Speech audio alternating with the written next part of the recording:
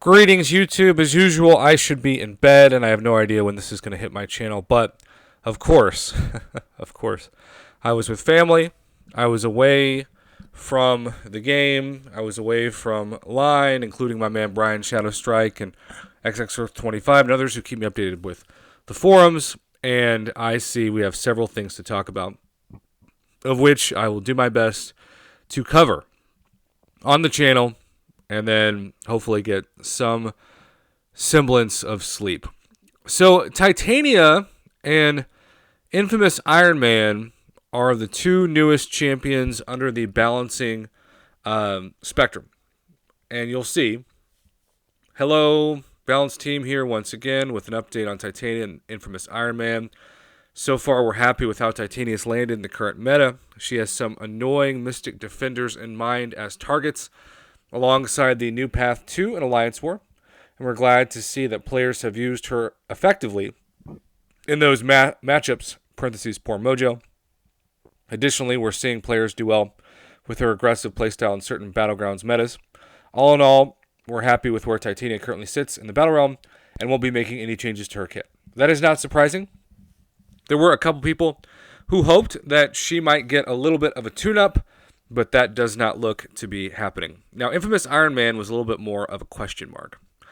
Iron Man Infamous had some specific mutant targets in his sights, and we're glad to see him taking out plenty of the annoying Bishops and Apocalypses out there on defense.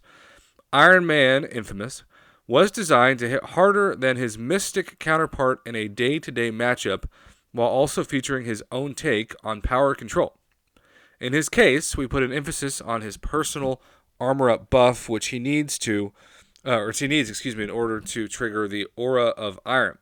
Take away Victor's armor on attack or defense, and you take away his utility and damage.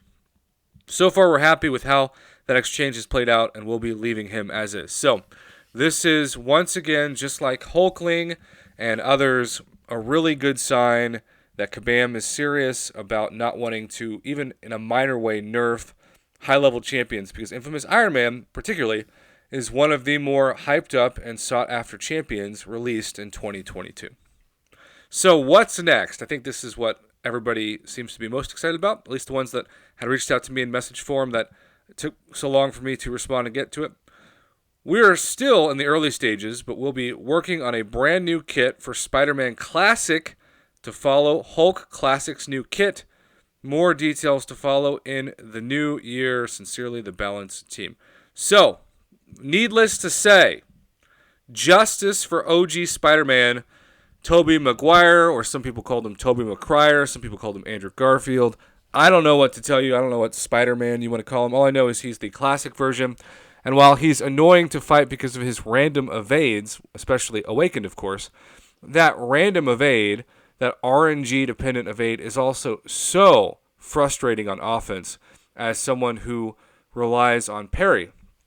Because, of course, you go to parry and then release your finger, you evade, you release your finger thinking you've parried, and you actually just exposed yourself to a counterattack.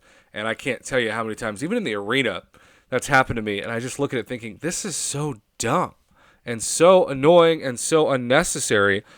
And I love what Kabam did with Miles Morales. My good friend Webby has submitted several videos to the channel in the past year, plus talking about how Miles is, in her eyes, actually the best Spider-Man. I know it's a hot take, but that's how good the buff was. Wouldn't it be amazing if we could live in a world where OG Spider-Man was in even the conversation and discussion for best I almost said best Iron Man. I've still got Infamous Iron Man on my mind, or Iron Doom as we call him on my channel.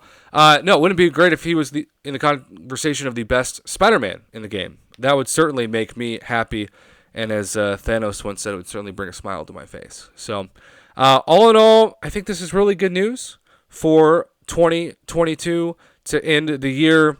I'm still excited and somewhat optimistic, though I've been burned before, so I always like to say that my excitement is also cautious optimism, because until we see the gameplay play out, I'm not saying everything has to be Red Mags or even Storm, but you certainly don't want a buffed champ to be like so many where you almost forget that that champion was even buffed in the first place, because there isn't the level of excitement that warrants even a rank up for defense or offense.